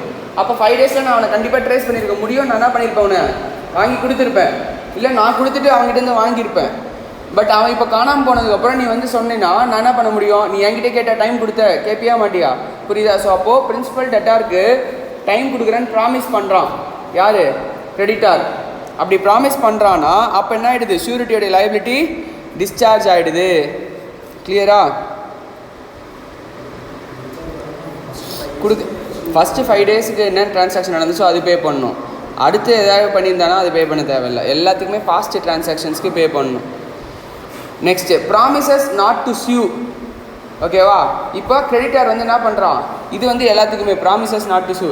இப்போ கிரெடிட்டார் வந்து டெட்டார்கிட்ட வந்து நான் உன் மேலே கேஸே போட மாட்டேன்பா, நீ எப்போ வேணா கொடு, எனக்கு பிரச்சனை இல்லை, உன் மேலே கேஸே போட மாட்டேன் அப்படின்னு சொல்கிறான். யாருக்கு ப்ராமிஸ் பண்ணியிருக்கான்? டெட்டாருக்கு. ஸோ அப்போ ஷூரிட்டி என்ன ஆகிடுறான்? டிஸ்சார்ஜ் ஆகிடுறான். நீ தான் கேஸே போட மாட்டேன்னு சொல்லிட்டு அப்புறம் நான் எதுக்கு உனக்கு வந்து பேமெண்ட் பண்ணணும். கிளியரா? புரியுதா? Next, cases where surety is not discharge. எப்போ கேஸ் வந்து டிஸ்சார்ஜ் ஆக மாட்டான் ஷூரிட்டி அப்படின்னா, நம்ம என்ன பார்த்தோம்? டைம் யாருக்கு கொடுக்குறேன்னு சொல்லியிருக்கான்? பிரின்சிபல் டெட்டாருக்கு கொடுக்குறேன்னு சொல்லியிருக்கான். ஓகேவா? இப்போ ஃபார் எக்ஸாம்பிள் நம்ம வந்து லோகநாதனை வந்து டெட்டார்னு வச்சுப்போம். ஓகேவா? இப்போ லோகநாதன் என்ன பண்ணணும்? அந்த மகாவீருக்கு என்ன பண்ணணும்? பேமெண்ட் பண்ணணும். இப்போ லோகநாதன் கிட்டேயே அவன் டைம் கொடுக்குறேன்னு சொல்லி என்ட்ரு ஆயிருந்தால் தான் மேலே சுச்சுவேஷன். பட் லோகநாதன் கிட்டே என்ட்ரு ஆகாமல் அவங்க என்ன சொல்லியிருக்காங்க? இந்த மாதிரி சந்தோஷ் போகும்போது சொல்லியிருக்காங்க சந்தோஷ் கிட்ட, இல்லைப்பா நான் லோகநாதனுக்கு எக்ஸ்ட்ரா டைம் கொடுக்கலான்ட்டு இருக்கேன். அப்போ சந்தோஷ் யார்? தேர்ட் பார்ட்டியா இல்லை பார்ட்டிக்கு இருக்க கான்ட்ராக்டா? Third party. கரெக்டாக இல்லையா? நான் ஷூரிட்டி, அந்த கடைக்காரன் கிரெடிட்டாரு, லோகநாதன் டெட்டாரு. இப்போ தேர்ட் பார்ட்டி கிட்ட நான் என்ன சொல்கிறேன்? லோகநாதனுக்கு டைம் கொடுக்கலான்னு இருக்கேன்றதை நான் தேர்ட் பார்ட்டி கிட்ட சொல்லியிருக்கேன். அப்போ தேர்ட் பார்ட்டி கிட்ட சொல்கிறதுனால ஷூரிட்டி என்ன ஆக மாட்டான்? டிஸ்சார்ஜ் ஆக மாட்டான். பிரின்சிபல் டெட்டார் கிட்ட சொன்னால் மட்டும்தான் ஷூரிட்டி என்ன ஆகும்? டிஸ்சார்ஜ் ஆகும். கிளியரா? ஸோ அதான் இங்கே சொல்கிறாங்க. ஷூரிட்டி என்ன ஆக மாட்டான் இந்த சுச்சுவேஷனில்? டிஸ்சார்ஜ் ஆக மாட்டான். ஓகே, இது எல்லாத்தையும் நீ கம்பைல் பண்ணி எழுதி வைக்காமல் உனக்கு புரியவே புரியாது. ஓகேவா, எப்பப்பெல்லாம் டிஸ்சார்ஜ் ஆவான், எப்பப்பெல்லாம் நாட் டிஸ்சார்ஜ்னு உனக்கு புரிகிற மாதிரி சிங்கிள் லைனராக எழுதி வை. அப்போ தான் எக்ஸாமுக்கு ரிவைஸ் பண்ணிட்டு போக முடியும். 1 day தான் இருக்கும் எக்ஸாம் முன்னாடி. எல்லாத்தையும் படித்து எல்லா டெக்ஸ்ட்டும் கண்ணு முன்னாடி வரணும். கரெக்டாக எவ்வளோ வேலை நீ பண்ண வேண்டியது இருக்குது லாவில். ஓகேவா, ஃபஸ்ட்டு நோட்ஸ் எடு, என்னென்ன டாபிக் இருக்குது, இப்போ இதை ஒரு கொஷினாக ட்ரீட் பண்ணு. When the cases where surety is not discharge, அதை ஒரு கொஷினாக ட்ரீட் பண்ணு. அதுக்குள்ளே இருக்கிற பாயிண்ட் என்ன பண்ணு, பாயிண்ட்டாக உனக்கு புரிகிற மாதிரி எழுதி வை ஒரு நோட்ஸில். நோட்ஸ் எழுதாமல் உன்னால் நெக்ஸ்ட் ஸ்டேஜுக்கு போகவே முடியாது. கிளியரா? ஓகேவா, self notes own research must சிஏக்கு. ஏன்னா இது வந்து ஒரு செல்ஃப் ஸ்டடி கோர்ஸ், கான்செப்டை புரிய வைக்கிறேன். ஆனால் நீ அதை நோட்ஸ் எடுக்கும் போது உனக்கு ரைட்டிங் ப்ராக்டிஸ் வருது, இன்னும் பெட்டர் அண்டர்ஸ்டாண்டிங் வரும், ஒரு டைம் மனப்பாடம் ஆகும். புரியுதா? எவ்வளவோ அட்வான்டேஜஸ் இருக்குது. புரியுதா? இங்கே நான் கிளாஸில் கொடுக்குறதுனால எந்த அட்வான்டேஜும் கிடையாது உனக்கு. ஓகே, இங்கே நீ ஜஸ்ட் என்னை ஃபாலோ மட்டும் தான் பண்ணுவேன். இதுவே வீட்டில் உட்காந்து நீ எழுதுற அப்படின்னா உனக்கு என்ன ஆகும், இன்னும் கொஞ்சம் புக்கில் இந்த இடத்துல இதுதான் இருக்குதுன்னு கண்டிப்பாக மைண்டில் நிற்கும், மறக்காமல் இருக்கவே இருக்காது. ஓகேவா? ஸோ 3 hours டெய்லி ஒரு நோட்ஸ் எடுக்கிற ப்ராக்டிஸ் கொண்டு வா. அப்போ தான் எக்ஸாம் ஹாலில் ஸ்பீடு வரும். புரியுதா? உனக்கு டைம் இருக்கேன்றதுக்காக இப்போ வேஸ்ட் பண்ணிவிட்டு அப்புறம் ஃபீல் பண்ணாது, அப்புறம் டைம் இருக்காது. கிளியரா? டைமை மட்டும் வேஸ்ட் பண்ணாத, எஃபிஷியண்ட்டாக யூஸ் பண்ணு. சரியாம்மா? ஓகேவா? Next creditors forbearance to sue does not discharge the surety. இப்போ கிரெடிட்டார் மறந்துடுறான் யாரை சூ பண்ணுறதுக்கு, டெட்டாரை சூ பண்ணுறதுக்கு. அங்கே டைம் கொடுக்குறான், இப்போ மறந்துடுறான். ஆர் ஏதோ ஒரு ரீசன்னால் என்ன பண்ண முடியல, அவனால் சூ பண்ண முடியல. அதனால் ஷூரிட்டி என்ன ஆக மாட்டான், டிஸ்சார்ஜ் ஆக மாட்டான். புரியுதா? கிளியராக? டைமை தாண்டி சூ பண்ணலாம், பட் டைம் கொடுக்குறேன்னு கான்ட்ராக்டில் என்ட்ரானா தான் அது என்னது, டிஸ்சார்ஜு. ஓகேவா? மறந்து போயிட்டு ஆர் வேறு ஏதாவது ஒரு ரீசன்னால சூ பண்ணாமல் இருந்தால் என்ன கிடையாது, டிஸ்சார்ஜு கிடையாது. ஓகேவா? இது வந்து நாட் டிஸ்சார்ஜுக்கு தான் இந்த கேஸு. இங்கே மறுபடியும் டிஸ்சார்ஜு, கண்டினியூட்டி பேர் புக்கில் ஒழுங்கா. ஓகேவா? இங்கேனா அது சி என்னது, டிஸ்சார்ஜு. ஓகேவா? அதுக்குள்ளே இருக்கிற ஒரு சப் டாபிக் தான் நாட் டிஸ்சார்ஜு. புரியுதா? இந்த நாட் டிஸ்சார்ஜு எக்ஸ்க்ளூசிவ்லி இந்த சி பாயிண்ட்டுக்கு மட்டும்தான் சொல்கிறாங்க. புரியுதா? அதுக்கும் வேறு வெளியே இருக்கிற பாயிண்ட்டுக்கும் சம்மந்தம் கிடையாது. இது என்னது, discharged cases. ஓகேவா? So discharge of surety by creditors act or omission impairing surety's eventual remedy. ஓகேவா? இவென்ச்சுவல் ரெமெடினா நான் உடனே ஷூரிட்டியால் ரெமெடி எடுக்க முடியாத அளவுக்கு கிரெடிட்டர் என்ன பண்ணுறான், மறந்துடுறான், ஏதோ ஒரு ஆக்ட் பண்ணாமல் விட்டுடுறான், இப்போ 5 நாளுக்குள்ளே சொல்லாமல் விட்டுடுறான். ஸோ அந்த டைமில் ஷூரிட்டி என்ன ஆகிடுவான், டிஸ்சார்ஜ் ஆகிடுவான். கிளியரா? ஓகேவா? ஸோ இது என்ன கேஸில் சொல்கிறாங்க, சௌராஷ்டிரா வெர்சஸ் சித்ரஞ்சன் ரங்கநாத் ராஜா. இந்த கேஸில் சொல்கிறாங்க பேங்க் என்ன பண்ணுறான், guaranteed a loan on security of the stock இந்த குடோன். ஒரு குடோனில் ஒரு ஸ்டாக் இருக்குது. ஓகேவா? அதுக்கு அகெயின்ஸ்டாக என்ன பண்ணுறான், லோனை கொடுத்துருக்கான். The loan was guaranteed by surety. ஓகேவா? The goods were lost from the godown by negligence of bank official. ஏன்னா அது லோன் கொடுத்தோடனே இவன் என்ன பண்ணுறான், செக்யூரிட்டியாக வச்சுருக்கான். யார் செக்யூரிட்டியாக வச்சுருக்கான், பேங்க் தானே கூட்ஸை செக்யூரிட்டியாக வச்சுருக்கான், அந்த குடோனில் இருக்கிற கூட்ஸை. இப்போ பேங்க் ஒழுங்காக பார்த்துக்கிறதுனால அந்த கூட்ஸ் என்ன ஆகிடுது, தொலைஞ்சு போயிடுது. அப்போ யார் ஷூரிட்டி டிஸ்சார்ஜ் ஆகிறானா இல்லையா, டிஸ்சார்ஜ் ஆகிடுறான். புரியுதா? ஏன்னா நீ என்ன பண்ணியிருக்க, கடன் வாங்கும்போது போயிட்டு எக்ஸாம்பிள் உன் ஃபோனை கொடுத்துட்டு கடன் வாங்கியிருக்க. உன் ஃபோன் என்ன பண்ணுற, மகாவீராவில் கொடுத்துட்டு கடன் வாங்கியிருக்க. ஓகேவா? அப்போ அவன் நான் ஃபோனெல்லாம் எப்படிப்பா நம்புறதுன்னு சொல்கிறான், ஒரு ஷூரிட்டியை கூட்டுவான்னு சொல்கிறான். அப்போ நான் என்ன பண்ணுறேன், போய் ஷூரிட்டி கொடுக்குறேன். அப்போ அந்த ஃபோன் யார்கிட்ட இருக்குது, கிரெடிட்டார்கிட்ட தான் இருக்குது. அவன் என்ன பண்ணணும், அந்த காசு கொடுக்குற வரைக்கும் பத்திரமா பார்த்துக்கணும். நீ கொடுக்கலனா நான் என்ன பண்ணுவேன், அந்த பேமெண்ட்டை கொடுத்து அந்த ஃபோனை நான் வாங்கிட்டு வந்துட்டு நீ கொடுக்குற வரைக்கும் நான் வச்சுருப்பேன். இப்போ அந்த ஃபோனை அவங்க தொலைச்சிடுறாங்க. அப்போ ஷூரிட்டி என்ன ஆகிடுறான், ஆட்டோமேட்டிக்காக டிஸ்சார்ஜ் ஆகிடும். கிளியரா? ஓகேவா? நெக்ஸ்ட்டு இது என்னது, பை ஆக்ட் ஆஃப் கிரெடிட்டார். இது என்னது, by act of creditor. Next by invalidation of the contract. So guarantee is obtained by misrepresentation. ஓகேவா? மிஸ்ரெப்ரசன்டேஷன் யார் மேட் பண்ணுறா, by creditor or knowledge of the creditor. கிரெடிட்டாரே சொல்கிறான், இல்லைப்பா இவன் சூப்பராக இருக்கான், இவன் கொடுத்துருவான், ஆள் நல்லா காசு கொடுத்துருவான், நீ ஷூரிட்டி மட்டும் கொடு அப்படின்னு கிரெடிட்டாரே சொல்கிறான். ஆர் மிஸ்ரெப்ரசன்ட் பண்ணுறான். நீ 100 ரூபாய்க்கு வாங்குற, நீ ஒரு 1000 ரூபாய்க்கு வாங்குற பொருள் 100 ரூபாய்க்கு தான் வாங்கினேன் அப்படின்னு என்கிட்ட மிஸ்ரெப்ரசன்ட் பண்ணுறான். அப்போ நான் என்ன பண்ணுவேன், தெரியாமல் கேரண்டி கொடுத்துட்டு போயிடுவேன், ஷூரிட்டி கொடுத்துட்டு போயிடுவேன். அப்புறமா அவன் என்கிட்ட 1000 ரூபா சூ பண்ணுவான். கரெக்டாக இல்லையா? ஸோ அதெல்லாம் என்னது மிஸ்ரெப்ரசன்டேஷன் கிரெடிட்டார் பண்ணுறான்னா அந்த கான்ட்ராக்ட் ஆஃப் கேரண்டி என்னது இங்கே வாய்ட், இன்வேலிட். கிளியரா? Next guarantee obtained by concealment. Okay, நீ கொடுக்கவே மாட்டேன்னு கிரெடிட்டாருக்கு தெரியும். ஓகே, இந்த ஊரில் நீ வந்து சுத்தமாக என்ன பண்ண மாட்டேன், எந்த வேலையும் ஒழுங்காக பண்ண மாட்டேன், கொடுக்கவே மாட்டேன்னு கிரெடிட்டாருக்கு தெரியும். பட் நீ வந்து என்கிட்ட ரொம்ப கெஞ்சறன்றதுனால நான் என்ன பண்ணுறேன், உனக்கு ஷூரிட்டி கொடுக்கலான்னு வரேன். ஓகேவா? அப்போ கிரெடிட்டாருக்கு சில விஷயம் தெரிஞ்சு கிரெடிட்டார் அந்த சுச்சுவேஷனில் என்ன பண்ணுறான், பேசாமல் இருக்கான், கன்சீல் பண்ணுறான். ஓகேவா? ஆர் நீ ஏதோ ஒரு விஷயத்தை ரெப்ரசன்ட் பண்ணும் போது அவன் என்ன பண்ணுறாங்க, அமைதியாக இருக்கான், கன்சீல் பண்ணுறான். அப்போ அந்த சுச்சுவேஷன்லேயும் அந்த கான்ட்ராக்ட் என்னது இன்வேலிட், வாய்ட். புரியுதா? Next guarantee on contract creditor shall not act until the co surety joins. நம்ம ஃபஸ்ட்டே பார்த்தோம். இப்போ 2 ஷூரிட்டி வந்து கொடுத்துருக்காங்க, 2 பேர் ஷூரிட்டி கொடுத்துருக்காங்கன்னா அப்போ இன்னொரு ஷூரிட்டி வராமல் அந்த கிரெடிட்டார் என்ன பண்ண முடியாது, ஒரு ஷூரிட்டியை என்ஃபோர்ஸ் பண்ண முடியாது. ஓகேவா? அது வரைக்கும் நாட் வேலிட். 2 ஷூரிட்டியும் ஒன்று சேர்ந்தாங்கன்னா தான் அது என்ன ஆகும், வேலிட் ஆகும். அது வரைக்கும் அது என்ன கிடையாது, வேலிட் கிடையாது. ஓகேவா? Next rights of the surety. ஷூரிட்டிக்கு என்னென்ன ரைட்ஸ்லாம் இருக்குது? ஓகேவா? மேலே என்ன பார்த்தோம், எப்போல்லாம் டிஸ்சார்ஜ் ஆகிறான்னு பார்த்தோம். இப்போ என்னென்ன ரைட்ஸ்லாம் இருக்குது, யார் யார்கிட்ட என்னென்ன கிளைம் பண்ண முடியும், கிரெடிட்டார்கிட்ட என்ன வாங்க முடியும், டெட்டார்கிட்ட என்ன வாங்க முடியும், கோ ஷூரிட்டிக்கிட்ட என்ன வாங்க முடியும். ஃபஸ்ட்டு டெட்டார்கிட்ட என்ன வாங்க முடியும்னு சொல்கிறாங்க. Right of சப்ராகேஷன். சப்ராகேஷன் அப்படின்னா என்னன்னா, இப்போ நான் என்ன பண்ணுறேன், டெட்டாரு கிரெடிட்டார். ஓகேவா? அப்போ கிரெடிட்டாருக்கு நான் பேமெண்ட் பண்ணணும். அப்படி பேமெண்ட் பண்ணலைன்னா நான் ஃபஸ்ட்டு என்ன பண்ணியிருக்கேன், என்னுடைய ஃபோனை கொடுத்து வச்சுருக்கேன். கரெக்டாக இல்லையா? ஆர் கொடுத்துருக்கணும், கொடுக்கலையோ எதுவும் பிரச்சனை கிடையாது. ஓகேவா? இப்போ நான் என்ன பண்ண, இவனுக்கு பேமெண்ட் பண்ணணும். நான் பேமெண்ட் பண்ணலைன்னா இவன் யார்கிட்டேருந்து பேமெண்ட் வாங்குவான், ஷூரிட்டிக்கிட்டேருந்து பேமெண்ட் வாங்குவான். அப்போ ஷூரிட்டிக்கிட்டேருந்து பேமெண்ட் இவன் வாங்கின ஒன்று இவன் டிஸப்பியர் ஆகிடுறான். கரெக்டாக இல்லையா? இவனுடைய இடத்துல நான் போயிடுறேன். கரெக்டா? இப்போ எனக்கும் இவனுக்கும் தான் மெயின் கான்ட்ராக்ட் ஆகிடுது. புரியுதா? கரெக்டாக? இப்போ இவன் எனக்கு கொடுத்தே ஆகணும். ஓகேவா? ஸோ அதனால ரைட் ஆஃப் சப்ராகேஷன் என்ன சொல்கிறாங்க, ரைட் ஆஃப் சப்ராகேஷன். ஒன்ஸ் அவன் டிஃபால்ட் ஆனவுடனே கேரண்டியை வந்து அவன் என்ஷூர் சூ பண்ணவுடனே ஷூரிட்டி என்ன பண்ணணும், பேமெண்ட் கொடுக்கணும். பேமெண்ட் கொடுத்த உடனே ஷூரிட்டிக்கு என்ன ஆகிடுது, ரைட் ஆஃப் சப்ராகேஷன் வந்துடுது. ஓகேவா? இப்போ அவன் என்ன பண்ணலாம், யாருடைய ஷூவை இவன் மாட்டிக்கலாம், கிரெடிட்டாருடைய ஷூவை இவன் மாட்டிக்கலாம்.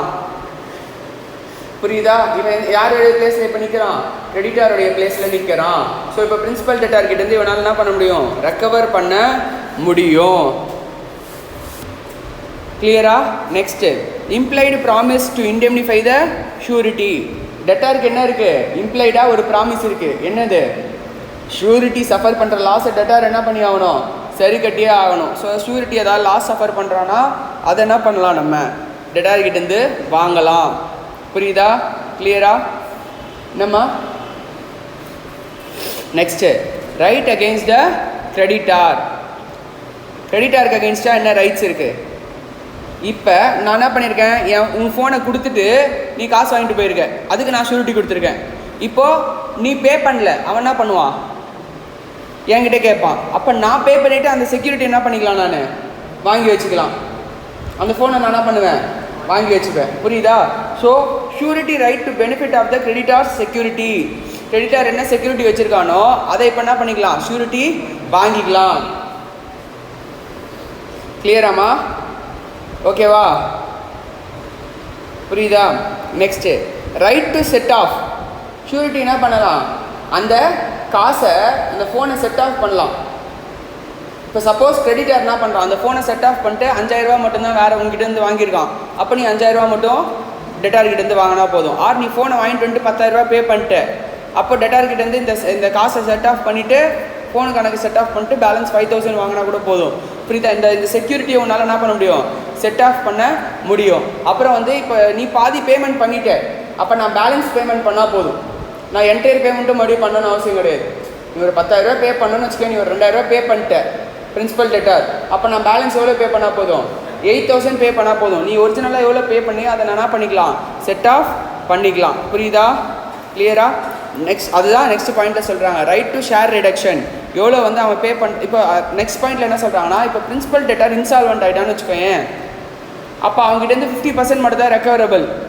அப்போ அந்த 50%ல் அவன் எவ்வளோ கொடுத்துருக்கானோ பேலன்ஸ் இருக்க காசு தான் நான் என்ன பண்ணுவேன், கொடுப்பேன். இப்போ 10,000 நீ பே பண்ணணும், நீ இன்சால்வெண்ட் ஆகிட்ட, உங்ககிட்டேருந்து எவ்வளோ ரெக்கவரபிள் 5,000, ஆனால் உங்ககிட்டேருந்து நான் எவ்வளோ ரெக்கவர் பண்ணியிருக்கேன் 3,000. அப்போ பேலன்ஸ் 2,000 ஷூரிட்டி கொடுத்தா போதும். புரியுதா? இது என்னது, ரைட் ஆஃப் ஷேர் ரிடக்ஷன். இது யாருக்கு அகெயின்ஸ்டாக இருக்குது, டெட்டாருக்கு அகெயின்ஸ்டாக இருக்குது. Next right against co sureties. கோஷூரிட்டிஸ்னால் யார், ரெண்டு பேரும் சேர்ந்து ஷூரிட்டி கொடுத்துருக்காங்க, கரெக்டாக இல்லையா? அப்போ அப்படி கோஷூரிட்டி கொடுத்துருக்கும் போது நார்மலாக அன்லெஸ் அதர்வைஸ் அக்ரீட் என்ன பண்ணணும், கோஷூரிட்டி ஈக்குவலாக கான்ட்ரிபியூட் பண்ணணும். 10,000 கடன்னா ரெண்டு ஷூரிட்டியும் என்ன பண்ணணும், 5,000 கான்ட்ரிபியூட் பண்ணணும். ஓகேவா?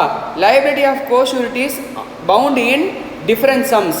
வேறு வேறு சம் பேயபிள் இருக்குன்னா அப்போ ஆஸ் ஃபார் அஸ் ஈக்குவலி எவ்வளோ லிமிட்ஸ் பாசிபிளோ அது வரைக்கும் என்ன பண்ணணும், ஈக்குவலாக பே பண்ணணும். அதுக்கு மேலே ஆச்சுன்னா அவங்க என்ன பண்ணிக்கலாம், டிஃப்ரென்ஷியலாக பே பண்ணிக்கலாம். புரியுதா? கிளியரா? ஓகேவா? இதுதான் அது ரைட்ஸ் ஆஃப் த ஷூரிட்டி. கிளியரா? ரைட்ஸ் ஆஃப் த ஷூரிட்டி யார் யாருக்கு அகெயின்ஸ்டாக இருக்குது,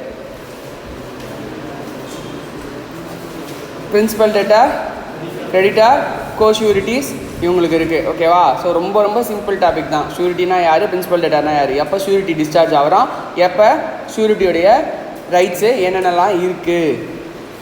புரியுதா? இந்த ஏரியாஸ் இப்போ நிறைய கான்சென்ட்ரேட் பண்ணுவாங்க, ஏன்னா புதுசாக இன்ட்ரடியூஸ் பண்ணதுனால கண்டிப்பாக இதுலேருந்து நான் கொஷின்ஸ் அதிகமாக வரும். நார்மல் கான்ட்ராக்ட் ஆக்ட் நீ பேசிக்காக ஆஃபர் ப்ளஸ் அக்செப்டன்ஸ்லேயே உட்காந்துட்டு இருக்காத. எல்லோரும் பண்ணுற தப்போ அதுதான். இந்தியன் கான்ட்ராக்ட் ஆக்ட்னா எல்லாருமே மனசில் என்ன நினச்சின்னு இருப்பாங்க, வெறும் ஆஃபர் அண்ட் அக்செப்டன்ஸ் மட்டும் தான் நினச்சிட்டு இருப்பாங்க. அதை தாண்டி யாருமே ப்ரொசீட் பண்ணி போக மாட்டாங்க. அதே சாப்டர் மறுபடியும் படிச்சுட்டு இருப்பாங்க. பட் எக்ஸாம் ஏரியாஸ் என்னென்னா பர்ஃபார்மன்ஸ், பிரீச், அப்புறம் அந்த கிளைம் ஃபார் நெசசரிஸ்ன்னு சொல்லி ஒரு பார்த்தோம்ல குவாசி கான்ட்ராக்டில் 64 செக்ஷன் நம்பரு, அந்த செக்ஷன் கான்சென்ட்ரேட் பண்ணுவாங்க. மைனர் ப்ரொவிஷன்ஸ் கான்சென்ட்ரேட் பண்ணுவாங்க. ஓகேவா? மைனர் ரிலேட்டடான ப்ரொவிஷன்ஸ் பேசிக்லேருந்து கான்சென்ட்ரேட் பண்ணுவாங்க. Or fraud. ஓகேவா? பட் இதெல்லாமே ரேர் தான். இது எல்லாமே ஹைலி கான்சென்ட்ரேட் ஏரியா. பேலன்ஸ் இருக்கிறது எல்லாமே என்னன்னு சொல்லலாம், ஏதாவது 1-2 எக்ஸாமுக்கு என்ன பண்ணுவாங்க, கேட்பாங்க. அதுக்குன்னு அதை கேட்க மாட்டாங்கன்னே நம்ம என்ன பண்ண முடியாது, சொல்ல முடியாது. பட் இதெல்லாம் நீ ஹையாக கான்சென்ட்ரேட் பண்ண வேண்டிய ஏரியாஸ். இதெல்லாம் நீ என்ன பண்ணிட்டே போக முடியாது, விட்டுட்டே போக முடியாது. கன்ஃபார்மாக இதை கான்சென்ட்ரேட் பண்ணி இருக்கணும். அதுக்குன்னு பேலன்ஸை விட்டு போயிட்டுமா சார்னா நீ தான் ரிஸ்க் எடுக்கிற. புரியுதானா சொல்கிறேன்னு? 100 மார்க்ஸ் நீ எழுதினா தான் லாவில் 50 வரதே ஷூர். புரியுதா? நீ அங்கே 70 marks 80 marks 100 marks paper complete பண்ணணும்னா நீ ஃபஸ்ட்டு ப்ராக்டிஸ் பண்ணியிருக்கணும் நல்லா எழுதி. உன்னை இப்போ நான் ப்ரொவிஷன் எழுத சொல்கிறதுக்கான ரீசனே அதுதான். அந்த 3 மணி நேரம் உன்னால் கண்டினியூஸாக உனக்கு படித்தது என்ன பண்ண தெரியணும், எழுத வரணும். எதுவுமே நான் சிம்பிளாக ஒன்றும் வச்சிடல. புரியுதா இல்லையா? நான் அதை பார்க்குறனோ பார்க்கலையோ நீ என்ன பண்ணி ஆகணும், 3 hours அந்த ப்ரொவிஷனை எழுதி ஆகணும். இல்லைனா உனக்கு தான் அது கஷ்டம். 3 hours கண்டினியூஸ் ப்ராக்டிஸ் வரைக்கும் நீ எழுதி ப்ராக்டிஸ் பண்ணியிருக்கியா? கிடையாது. ஸ்கூல்லலாம் பேப்பர் முடிச்சு நீ சும்மா உட்காந்துட்டு இருப்ப 1.5 மணி நேரத்தில். கரெக்டாக இல்லையா? 3 hours எக்ஸாம்னா 1.5 hours 2 hours முடிச்சுட்டு சும்மா உட்காந்துருப்போம்.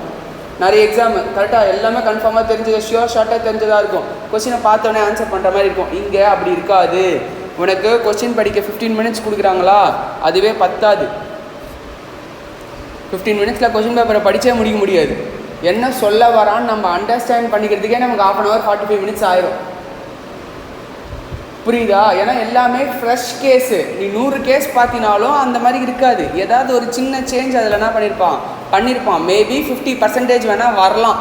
ப்ரீவியஸ் ஒரு 20 years RTB, MTB, mark test paper, revision test paper, question papers இது எல்லாத்தையும் எடுத்து கம்பைல் பண்ணினா மேபி எவ்வளோ வரலாம், 50% வரலாம். Balance 50% of the question paper எப்படி இருக்கும், கண்டிப்பாக ஃப்ரெஷ்ஷாக தான் இருக்கும்.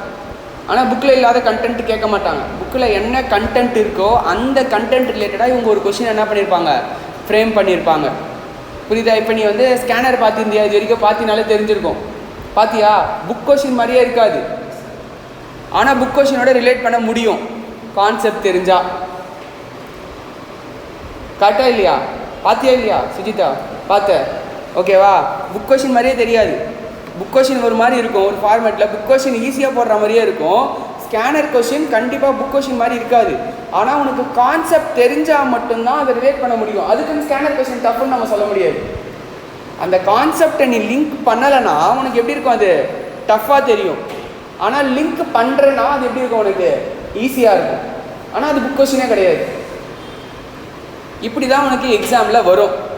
நீ எத்தனை 1000 கொஷின் பார்த்துட்டு போனினாலும் 110லாம் கிடையாது, எத்தனை 1000 கொஷின் பார்த்துட்டு போனினாலும் எக்ஸாம் கொஷின் டிஃப்ரெண்ட்டாக தான் இருக்கும். ஏன்னா இது ஒரு ப்ரொஃபஷ்னல் எக்ஸாம், ஒரு competitive exam, highly competitive exam. இப்போ ஐஏஎஸ் வந்து எதில் டஃப்னா எக்ஸாம் கூட நீ ஸ்கோர் பண்ணிடலாம் ஐஏஎஸில், ஓகேவா? அங்கே என்ன டஃப்னா இன்டர்வியூ தான் டஃப்பு, பட் இங்கே நமக்கு எக்ஸாம் தான் டஃப்பு.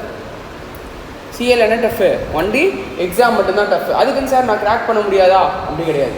ப்ராப்பராக உனக்கு நான் இங்கே கைட் பண்ணுறதுக்கு இருக்கேன். இங்கே என்ன சிஏக்கு மெயினாக தேவைன்னா, இங்கே ஸ்டூடெண்ட்ஸ் ஃபஸ்ட்டு செல்ஃப் ஸ்டடி பண்ணணும், அதுக்கு அவனுக்கு புரியணும்.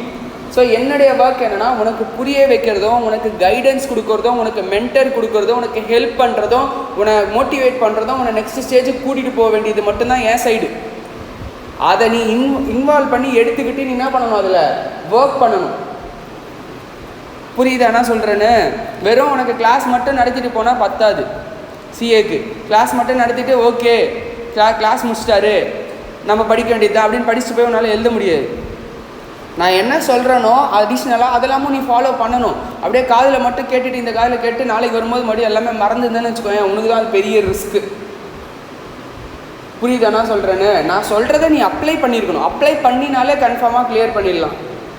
புரியுதா? போன வருஷம் அப்ளை பண்ணவங்களாம் 280 எடுத்தான், அப்ளை பண்ணாதவங்களாம் 189ல் ஃபெயில் ஆனான். அவனுக்கு தான் நினச்சிட்டானுங்க சார் இப்படி தான் சொல்லுவார், எக்ஸாம்லாம் டஃப்பாக கேட்க மாட்டாங்க. புரியுதா? அதுக்கு நான் அவனுக்கு டேலண்ட் இல்லாமல் கிடையாது. புரியுதா? என் இதில் லோவஸ்ட் மார்க்கு 189 தான். புரியுதா? அந்த 189 அது கூட என்னென்னா, ஒழுங்காக படிக்காமல் 200 எடுத்தால் பாஸ், 11 மார்க் எடுத்திருந்தா பாஸ். புரியுதா? ஒழுங்காக படிக்காமல் இல்லைனா வந்து சார் இப்படி தான் சொல்லுவார், கண்டிப்பாக எக்ஸாமில் டஃப்பாக கேட்க மாட்டாங்க. நான் ப்ரீவியஸ் இயர் கொஷின் பேப்பர்லாம் பார்த்தேன்னு மனசில் நினச்சிட்டு இருப்போம்.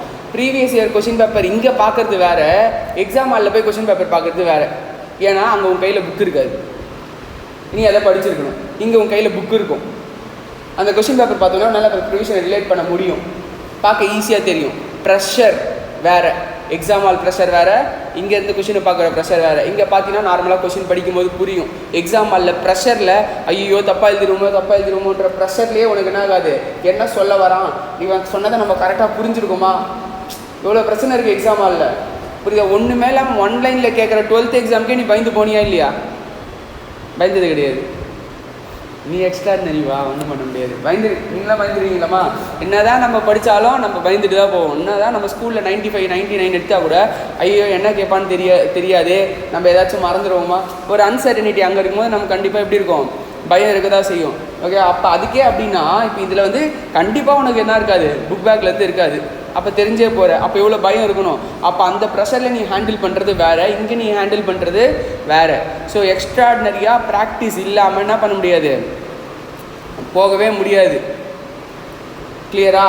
ஸோ அந்த ப்ராக்டிஸுங்கிறது ஒரே ஒரு நாள் நான் பண்ணிவிட்டு அடுத்த 4 நாள் ரெஸ்ட் எடுக்கிறேன் அப்படின்ற மாதிரி இருக்கக்கூடாது. எப்படி இருக்கணும், ஒரு 2 மணி நேரம் 3 மணி நேரம் படிச்சினாலும் அதை கன்சிஸ்டண்ட்டாக டெய்லி, இப்போ நான் 5 to 8 வீட்டில் டெய்லி படிக்கணும், ஆர் 7 to 9 படிக்கணும், அந்த மாதிரி ஏதாவது ஒரு டைம் ஃபிக்ஸ் பண்ணிவிட்டு அந்த டைம் படித்தே ஆகணும் நீ. அப்போ தான் உனக்கு அந்த கன்சிஸ்டன்சிங்கிற ஒரு ஸ்கில் வரும். அப்போ தான் டெய்லி ஃபாலோ பண்ணுற ஒரு ஸ்கில் வரும். ஒரு டைமை ஃபிக்ஸ் பண்ணி பண்ணணும். சும்மாவே அப்படியே உட்காந்துட்டு உனக்கு தோன்ற டைமில் படிக்கிறது, தோணாத டைமில் மூடி வைக்கிறது அப்படிலாம் இருக்கக்கூடாது. ஒரு டைமை ஃபிக்ஸ் பண்ணி அந்த டைமில் பண்ணிப்பார். இப்போ நீ ஆஃபீஸ் போனோன்னா 9 to 5 ஆஃபீஸ் போகணும், ஸ்கூல் போனோன்னா 9 to 5 போகணுன்னா அப்படி போறியா இல்லையா? அப்போ அது உனக்கு டெய்லி பழக்கிறதுனால தானே காலையில் கிளம்பி போகிற. இல்லைனா போவியா?